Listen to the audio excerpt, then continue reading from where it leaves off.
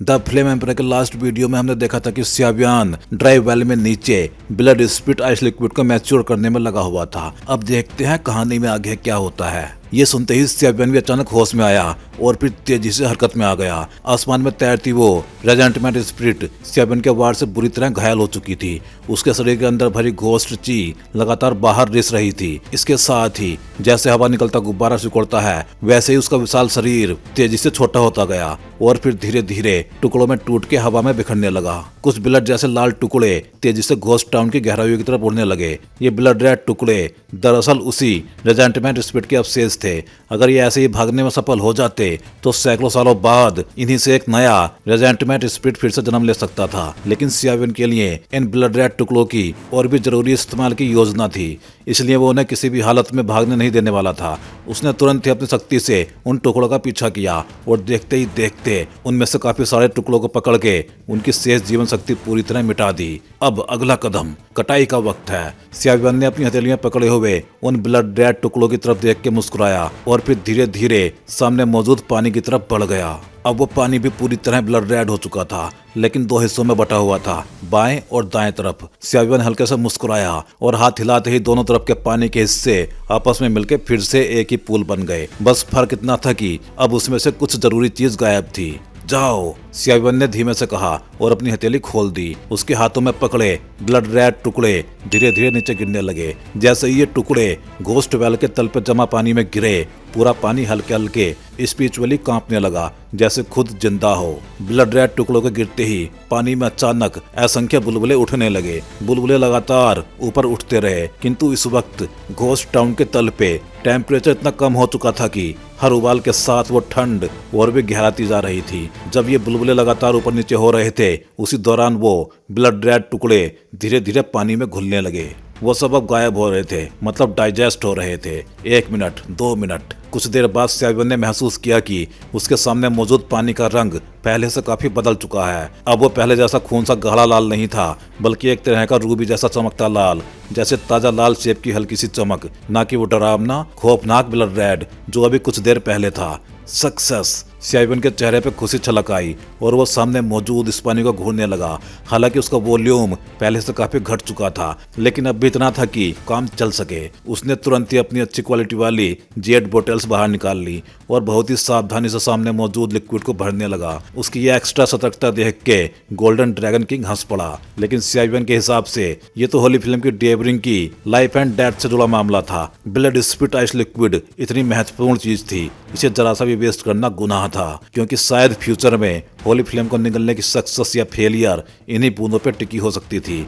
इसलिए golden dragon king की आधी डांट आधी हंसी वाली आवाज के बीच सियाबियान ने सामने के सारी लिक्विड को बूंद बूंद तक इकट्ठा कर लिया। कुल मिला के 17 बोतलें, पूरी 17 जेट बोतल्स। सियाबियान इस ब्लड स्पिट आइस लिक्विड की टेरिफाइंग ठंडक को अच्छी तरह जानता था। इतनी रेयर चीज की 17 बोतल्स हाथ में होने के बाद अब वो होली फिल्म को निकलने की बात सोच के दिल में थोड़ी भारी लेकिन रियल आत्मविश्वास भरी आग महसूस कर रहा था। होली फ्लेम, इंतजार करना। सियाबियान ने बड़ी सावधानी से ब्लड स्पिट आइस लिक्विड की 17 बोतलें स्टोर कर ली और फिर धीरे से बुदबुदाया। पता नहीं यूरू और बाकी लोग ठीक है या नहीं। खैर, शायद सब ठीक ही होंगे, पहले जाकर देख तो लूं।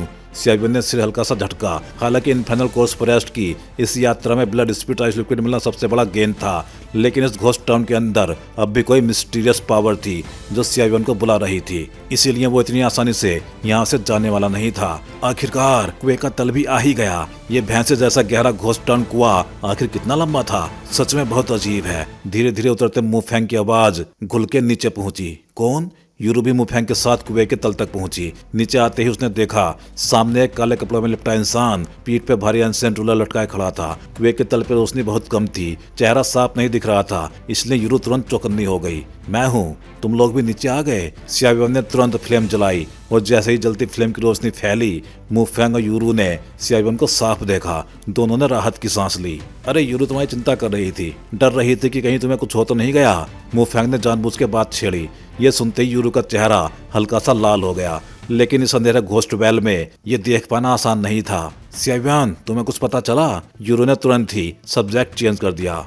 कुछ खास नहीं, बस अभी आया था और एक मिस्टीरियस क्रिएचर से भ्रंत हो गई। थोड़ी बहुत लड़ाई हुई लेकिन वो भाग गया। सियाबियन ने हल्का सा अफसोस जताते हुए कहा, यहाँ की ठंड भी कुछ ज्यादा ही लग रही है और ये माहौल भी बहुत अजीब है। मुफैंग ने घोस्ट वेल के तल की तरफ नजर दौड़ाई, जहाँ उसे लड़ाई के कुछ फेंट निशान भी दिखे। सियाबियन, वो चीज कहाँ है जिसकी तुम्हें जरूरत थी? अचानक जैसे मुफैंग को कुछ याद आया हो, उसने पूछा। शायद अभी और अंदर। सियाबियन के चेहरे पे सोच वाला भाव आ गया। अंदर? मेरी जांच के हिसाब से इस घोस्ट वेल की गहराई में कोई बेहद टेरिफाइंग अस्तित्वशील है। अगर वो अंदर ही है। मुफैंग हल्का सा झिसका। जाना जरूरी है क्या? उसने पलट के पूछा। जिंदगी दांव पे है, सियाबियन ने बिना हिचक के जवाब दिया। चलो फिर, जब तक थोड़ा टाइम है इस घोस्ट टाउन को अच्छी तरह एक्सप्लोर कर ही लेते हैं। और वैसे भी मेरा टैलेंट देखना भी तो जरूरी है। मुफैंग हंस पड़ा। उसे पता था कि इस घोस्ट टाउन की गहराई में बहुत खतरनाक पावर्स छुपी हैं।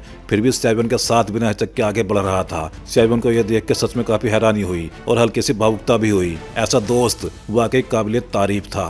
चलो, फिक्र मत करो, जब तक मैं हूँ कुछ नहीं होगा। सियाबियन मुस्कुराया और सबसे आगे चल पड़ा। यूरो ने हल्के से होठ काटे। अरे अरे, ये डायलॉग तो मेरा था, फिर से मेरी लाइंस चोरी कर ली। मुफैंग ने बहुत दुखी अंदाज में शिकायत की। लेकिन जो भी समझदार हो वो ये बात जानता था, ये मुफैंग बस जबान से तेज लेकिन दिल से नरम था। तीनों ने घोस्ट टाउन वेल के तल पे मौजूद पासर्स के साथ धीरे धीरे आगे बढ़ना स्टार्ट किया। उनकी स्पीड बहुत धीमी थी, साफ था। इतनी अनजानी और खतरनाक जगह में धीरे और संभल के चलना ही अक्लमंदी थी। आखिर अननोन ही सबसे बड़ा डर होता है। इधर चलो, फिर यहाँ, और अब हाँ यहाँ। तीनों घोस्ट टाउन वेल की राहों में लगे रहे। रास्ता दिखाने वाला था सियाबियन, क्योंकि उसने बहाना दिया था कि उसे टाउन घोस्ट वेल की गहराई से कोई चीज बुला रही है। ये सुनकर मुफैंग और यूरू ने ज्यादा शक नहीं किया। सावधान रहो, अब हम घोस्ट टाउन की गहराई के एज पे हैं। सियाबियन ने अचानक हाथ बढ़ाकर दोनों को रोका और धीरे से कहा, ये घोस्ट टाउन की गहराई में आखिर है क्या? ये कितनी भयानक कराहें आ रही हैं। मुफैंग कई सालों से बाहर रह के डेमंस और घोस्ट से लड़ चुका था, इसलिए ऐसी चीजों के प्रति बहुत ज्यादा सेंसिटिव था। पता नहीं, बस सावधान रहो, सियाबियन ने धीरे से कहा। वो यहाँ पे लोंगी के गाइडेंस के जरिए पहुंचा था, वरना इस घोस्ट वेल के इतनी उलझी हुई राहों में सियाबियन भी आसानी से कंफ्यूज हो सकता था। आगे तो रास्ता ही नहीं दिखाई दे रहा। सियाबियन ने मन में लोंगी से पूछा, जबकि उसका मास्टर गोल्डन ड्रैगन किंग आसपास की हलचलों पे पूरी नजर रखे हुए था। जैसे ही कुछ गड़बड़ी दिखे वो तुरंत सियाबियन को आगाह कर दे। यही, ये तो घोस्ट टाउन के अंदर का सील्ड गेट लगता है। Sealed gate? लोंगी की हैरान आवाज सुन के सियाबियन ने भी अपनी आवाज धीमी कर ली। हाँ, बिल्कुल वही। इस टाउन घोस्ट वेल के सारे रास्ते अलग अलग दिशाओं में घुमाकर बनाए गए हैं, ताकि जो कोई भी ट्विन घोस्ट टेम्पल के दूसरे हिस्से को ढूंढने आए वो रास्ता भटक जाए। कुएं के तल पे जो पानी तुमने अभी देखा वो भी इंसानों के खून से बनाया गया था। और ये जो सील्ड गेट है वो ट्विन घोस्ट एम्परर्स के सबसे करीब की जगह है, सीधे उनके सील्ड स्थान को अलग रखने के लिए बनाई गई है। कहा जाता है कि ट्विन घोस्ट एम्परर्स के सबसे पास इसी तरह का सील्ड गेट होता है, जो सिर्फ उन्हें आइसोलेट करने के लिए स्पेशली सेट किया गया है। लगता है वो लीजेंड सच था, लोंगी ने धीरे से कहा। सील्ड गेट तो ये है। सियाबियन ने सामने खड़े विशाल काले दरवाजे को घूरते हुए बुदबुदाया। उसके सामने वाकई एक बहुत बड़ा काला दरवाजा खड़ा था, इतना विशाल कि उसने पूरे पासेस को जैसे काट के दो हिस्सों में बांट दिया हो, जैसे रास्ता और गेट दोनों एक ही चीज में सिल दिए गए हों। ये वही ब्लैक जायंट गेट था जहाँ पहले युकवान घोस्ट होंग गए और बाद में मोइंग भी आके असफल हो चुकी थी और वापस लौटना पड़ा था। सियाबियन की विशाल सोल पावर ने तुरंत ही इस ब्लैक गेट को स्कैन करना शुरू किया, लेकिन उसकी जांच का नतीजा उसे और भी हैरान कर गया, क्योंकि इस ब्लैक गेट से कोई भी फ्लक्चुएशन महसूस ही नहीं हो रही थी। इसी बीच मुफैंग भी बोला, ये जायंट गेट तो कुछ ज्यादा ही अजीब है। उसने देखा कि सियाबियन रुक गया है तो वो भी नजर उठा के इस ब्लैक गेट को घूरने लगा। क्यों? इसमें अजीब क्या है? यूरू का इन चीजों से बहुत कम वास्ता रहा था, इसलिए वो इतने डिटेल में कुछ भी महसूस नहीं कर पा रही थी। इस जायंट गेट पे कई तरह की पूरी तरह अलग अलग शक्तियां लगी हैं, जो आपस में बैलेंस बनाए रख रही हैं। पूरे घोस्ट टाउन के अंदर चारों ओर घोस्ट ची फैली हुई है, लेकिन इस दरवाजे के आसपास जरा भी घोस्ट ची नहीं है। ध्यान से महसूस करो, ये आसपास की घोस्ट ची भी इस गेट से डर रही है, जैसे उसके करीब आने की हिम्मत ही नहीं कर रही। कहीं ये वही लीजेंडरी शील्ड गेट तो नहीं? मुफैंग ने धीरे से कहा और फिर आगे बढ़ के उसे ध्यान से एग्जामिन करने लगा। ये मुफैंग वाकई कुछ जानता है। सियाबियन भी थोड़ा हैरान हुआ। साफ था मुफैंग प्रैक्टिकली इन बातों में काफी नॉलेजेबल था। सियाबियन भी उसके बराबर खड़ा हो गया, दोनों सामने खड़े जायंट ब्लैक गेट के सामने और यूरू उनके पीछे। मुफैंग की उंगलियां जैसे ही सील्ड गेट को हल्के से छुई, गेट के सरफेस पे एक बेहद सूक्ष्म 3 रंगी रोशनी चमकी और उसी पल वो लाइट एरो की तरह सीधे मुफैंग की तरफ लपकी। सावधान! सियाबियन पहले से ही समझ चुका था कि ये सील्ड गेट इतना सिंपल होने वाला नहीं है। वो पहले से अलर्ट था, तो गेट में हल्की सी हलचल होते ही उसने फौरन मुंह फेंक को झटके से पीछे खींच लिया। खुद भी बिजली की तरह पीछे हट गया ताकि उस ट्राई कलर रोशनी के सामने ना आ जाए। तीनों फटाफट पीछे हट गए और वो ट्राई कलर लाइट उनकी पोजीशंस को पार करती हुई बहुत तेजी से पीछे की ओर निकल गई। बच गए, मुंह फेंक ने हल्के डर के साथ कहा। अभी अभी उस लाइट बीम की शक्ति सच में बहुत ही टेरिफाइंग थी। श्याव्यान, तुम्हारा बहुत बहुत शुक्रिया। मुंह फेंक ने आभारी नजरों से श्यावन को देखा और फिर से गंभीर नजर से शील्ड गेट की ओर ध्यान से घूरने लगा। ये 3 रंगी रोशनी कहीं पहले भी तो नहीं देखी, मुंह फेंक ने खुद से बुदबुदाया। तीनों सामने के ब्लैक शील्ड गेट को देख ही रहे थे कि अभी अभी उनके पीछे की तरफ निकल गई वो 3 रंगी रोशनी फिर से तेजी से बाउंस होकर वापस आने लगी। ट्राई कलर लाइट के चारों ओर की स्पेस हल्के हल्के कांप रही थी। साफ था कि ये लाइट बहुत अनयूजुअल थी। डैम, सावधान। यह सुन के यूरो कुछ पूछ भी नहीं पाई थी, तभी अचानक उसने महसूस किया किसी ने जोर से उसे धक्का देके एक तरफ गिरा दिया है। उसी समय श्याव्य ने जोर से चिल्लाते हुए अपनी पीठ पे टंगा एंशिएंट रूलर एक झटके में निकाल लिया और उस ट्राइकलर लाइट से टकरा गया जो बिजली की तरह उनकी तरफ दौड़ी चली आ रही थी। दोनों की टक्कर से कोई बड़ा धमाका या कोई बड़ी शॉकवेव नहीं उठी, सिर्फ पासेस की तंग स्पेस के अंदर दोनों जैसे आपस में जकड़ के स्तब्ध हो गए। कुछ ही पलों में श्याव्यान पीछे की ओर कई कदम लड़खड़ाता हुआ हट गया और उसके मुंह से झटके में खून की एक धार निकल आई। ट्राइकलर लाइट बिल्कुल बिना किसी नुकसान के वापस ब्लैक सील्ड गेट की ओर लौट गई और उसी में समा के गायब हो गई। दरवाजा फिर से पहला जैसा पूर्ण अंधेरा और शांत, मानो उसने कभी हमला किया ही ना हो। श्याव्यान, यूरो ने यह देख के घबरा के आवाज लगाई। उसे साफ महसूस हुआ था कि वो ट्राइकलर लाइट का टारगेट वास्तव में वही थी, लेकिन श्याव्यान उसके सामने खड़ा हो गया। इस समय यूरी के दिल में चीख, गुस्सा, चिंता सब एक साथ उठ रहे थे। वो भाग के श्याव्यान के पास आई और उसे सहारा दिया। मैं ठीक हूँ, बस ये ट्राइकलर बीम की ताकत कुछ ज्यादा ही भयानक थी, इसलिए ये हालात है, श्याव्यान ने खामोशी से कहा। उसके हाथ में पकड़ा एंशिएंट रूलर हल्का सा कांप रहा था। यह अभी की टक्कर का आफ्टर शॉक था। ये घटिया ट्राइकलर लाइट वाकई बहुत पावरफुल है। इसके अंदर स्पेस पावर भी है, इसलिए मैं पहले इसे डिटेक्ट ही नहीं कर पाया, लेकिन जब टकराया तब उसकी असली ताकत का अंदाजा हुआ और मैं महसूस कर सकता हूँ कि इस ट्राइकलर लाइट पे शायद कोई रेंज लिमिट भी लगी है। ये एक दूरी से आगे नहीं जा सकती, इसलिए उसे वापस सील्ड गेट में लौटना पड़ा। श्याव्यान ने सांस संभालते हुए एनालिसिस किया।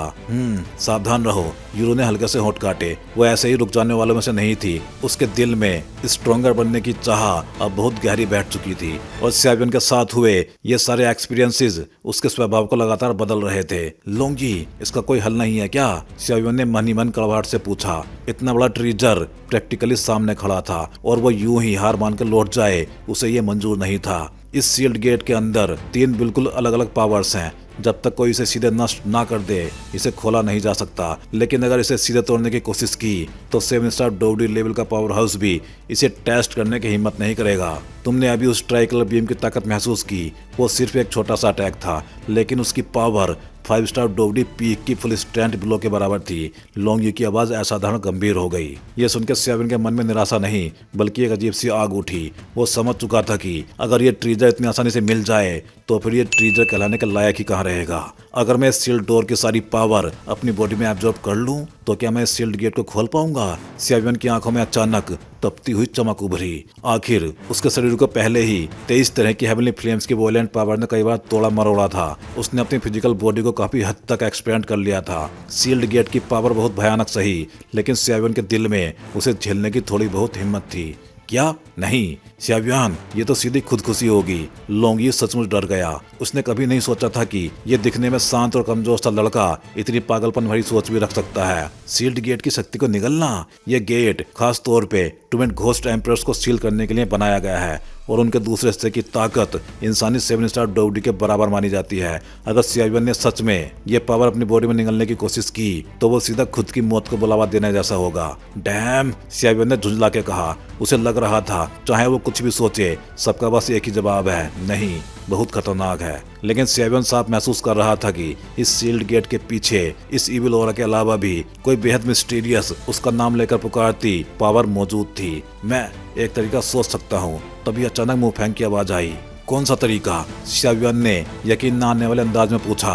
सील्ड डोर से निकली ट्राइकुलर रोशनी का सामना करने के बाद लोंगियो की बातों के अलावा सियावियन खुद भी इस सील्ड गेट की खौफनाक ताकत समझ चुका था। उसने स्पेस शटल हैंडप्रिंट भी ट्राई किया था, लेकिन कोई असर नहीं हुआ। आखिर यह हैंडप्रिंट भी तभी काम करता है जब सामने वाली जगह की स्पेस खुली हो। ऐसी सील्ड स्पेस के सामने वो भी बेबस था। सियावियन, पहले मुझे तुमसे एक सवाल पूछना होगा, मु फेंग ने गंभीर लहजे में कहा। पूछो। सियावियन ने भी सीधा जवाब दिया। मेरे पास वाकई इस सील्ड गेट को खोलने का तरीका है, बस दिक्कत यह है कि इस सील्ड गेट के पीछे जो चीज सील्ड है वो एक बेहद खतरनाक घोस्ट है, मु फेंग ने धीमी और भारी आवाज में कहा। चिंता मत करो, मुझे जो चाहिए वो सच में इसी के अंदर है। अगर कुछ गड़बड़ हुई मैं तुरंत निकल जाऊंगा। कोई भी चीज कितनी भी कीमती हो, जिंदगी से बढ़ के नहीं होती। ये बात मैं अच्छी तरह समझता हूँ। सियावियन उसके पास चला आया और बहुत ही शांत अंदाज में अपना एक हाथ मु फेंग के कंधे पर रख दिया। सियावियन, तुम सच में कम ही मिलने वाले दोस्त हो। मु फेंग हल्का सा मुस्कुराया। ठीक है, चलो शुरू करते हैं। सियावियन ने उसके कंधे पर थपकी दी। अंदर जाते वक्त सावधान रहना। मुझे नहीं पता कि इस सील्ड डोर के पीछे क्या है, लेकिन उसके अंदर के घोस्ट ऑरा की ताकत का अंदाजा लगाया जा सकता है। ठीक है, तैयार हो जाओ, मैं तुम्हें अंदर भेजता हूँ, मु फेंग ने कहा। ब्रह्मांड में यिन यांग 8 त्रिगाम असीम, जो टूटा है वो नष्ट हो। मु फेंग ने दोनों हाथों से एक अद्भुत हैंडप्रिंट बनाते हुए मंत्र पढ़ा। मु फेंग की हरकतों के साथ ही उसके आसपास की स्पेस में हल्की हल्की अजीब हलचल उठने लगी। जो पासेज अभी तक पूरी तरह शांत था, उसमें मु फेंग के शरीर से कुछ बेहद विचित्र शक्तियां बाहर निकलने लगी। काली सी डार्क नीली रोशनी इस अंधेरे पासेज में चमक उठी, जो बहुत अजीब दिखती थी। इसी समय जैसे ही मु फेंग ने अपनी टेक्निक पूरी तरह एक्टिवेट की, वह पहले शांत पड़ा हुआ शील्ड गेट हल्का सा कांपा। स्पष्ट था मु फेंग की पावर का उस गेट पर जमी शक्ति से कोई संबंध था। इस लड़के की आर्ट तो बहुत हाई लेवल तक पहुंच चुकी है। काफी बढ़िया। गोल्डन ड्रैगन किंग की तारीफ करती आवाज सियावियन के दिल में गूंज उठी। आखिर इस सील्ड डोर के पीछे कौन सा ट्रेजर होगा जो मुझे इतना परिचित लग रहा है? कहीं ऐसा तो नहीं कि गोल्डन ड्रैगन किंग भी असमंजस में था? चलो। मु फेंग की टेक्निक जैसे ही पीक पे पहुंची, उसके माथे से पसीने की बूंदें टपकने लगी। स्पष्ट था यह टेक्निक उसकी डोवसी और मेंटल पावर दोनों पे बहुत भारी पड़ रही थी। रेमनेंट। मु फेंग के मुंह से एक शब्द निकला और उसके हाथों से निकली काली नीली रोशनी सील्ड डोर की सतह पर जा गिरी। अजीब बात यह हुई कि वो लाइट डोर दोबारा एब्जॉर्ब नहीं हुई, बल्कि सीधे डोर की सरफेस पे चिपक गई। ब्रेक। एक और आवाज गूंजी और फिर एक और बड़ी शक्ति हैंड प्रिंट से निकल के उसी सील्ड डोर की तरफ चली गई। डेस्ट्रॉय। फिर एक और रिटर्न। आखिर में यह शब्द निकलते ही मु फेंग की बॉडी का ओरा सीधे अपने पीक पे पहुंच गया। ब्लू, ब्लैक, व्हाइट, येलो, 4 अलग अलग रंगों के ओराज सील डोर के चारों ओर घूमने लगे और अगले ही पल मु फेंग की बंद आंखें अचानक तीखी चमक के साथ खुल गई। जाओ। मु फेंग ने हल्के से फूंक मारी और उसकी डोवची से डांस होकर बनी ब्लैक ब्लू डोवची सीधे उस सील डोर के ऊपर घूमती 4 रंगी रोशनी पर जा टकराई। ब्लैक ब्लू डोवची जैसे ही 4 रंगी लाइट से टकराई, चारों रंग अचानक शांत हो गए और फिर एक दूसरे के चारों ओर घूमने लगे, धीरे धीरे मिलते हुए। त्याची बागुआ गैदर। मु फेंग के अंदर डोवची बहुत ही कम बची थी, फिर भी उसने रुकने से मना कर दिया और उसके हाथों के हैंड प्रिंट्स लगातार बदलते रहे। सील डोर पर चमकती 4 रंगी रोशनी धीरे धीरे एक हो गई और अगले ही पल डोर की सतह पर एक ब्लैक व्हाइट त्याची बागुआ का चिन्ह उभर आया, काला और सफेद। सील्ड गेट के बिल्कुल बीचों बीच शांति से घूमता हुआ खड़ा था। ये काफी सही तरीका है। त्याची बागुआ बनते ही सियावियन ने साफ महसूस किया। पहले जो सील्ड डोर बिल्कुल एयर टाइट था, अब उसके ऊपर किसी कोने में एक छोटी सी दरार जैसा गैप महसूस हो रहा था। गैप बहुत छोटा था, लेकिन सियावियन की सोल परसेप्शन से छिप नहीं सका। सियावियन जाओ, मु फेंग ने बहुत मुश्किल से कहा। साफ था त्याची बागुआ फॉर्मेशन को बनाए रखने में उसकी डोवसी बहुत तेजी से खत्म हो रही थी और उसके पास अब ज्यादा वक्त नहीं था।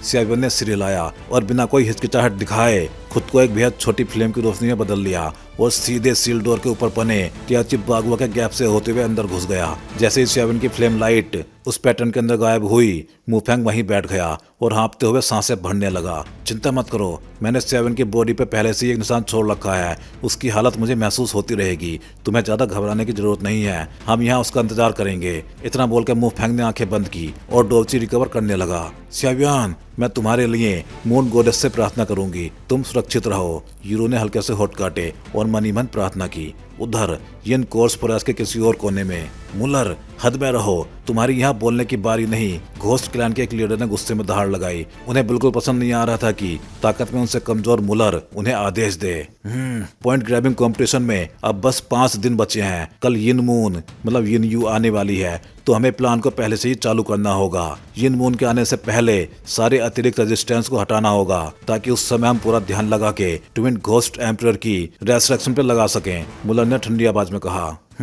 ये बातें तय करने का हक तुम्हें किसने दिया? बाकी घोस्ट अब भी नाखुश थे। तुम लोग, मुलर ने क्रोध से भुएं चढ़ाई। लेकिन मैंने पहले से सोचा हुआ था कि तुम लोग यही रवैया दिखाओगे। इतना बोल के मुलर अचानक मुस्कुराया और अपनी रिंग से एक चीज निकाल के उनके सामने लहरा दी। ये घोस्ट एम्परर्स ऑर्डर? ये तो बाहर नहीं आनी चाहिए थी। भीड़ में खड़े कई घोस्ट की आंखें सिकुड़ गई। ये ब्लड रेड टोकन बेहद खास था। घोस्ट एम्परर्स ऑर्डर देखना यानी घोस्ट एम्पर को खुद देखना। अभी भी घुटने नहीं टेकोगे? मुलर ने घमंड से कहा। घोस्ट एम्पर को प्रणाम। सारे घोस्ट मजबूरन घुटनों पे गिर पड़े। आखिर ये टोकन घोस्ट एम्पर की अथॉरिटी का प्रतीक था और घोस्ट एम्पर की पावर कौन नहीं जानता था। तो भाई लोग, इस वीडियो में बस इतना ही। चलिए फिर जल्दी ही मिलते हैं अगले वीडियो में।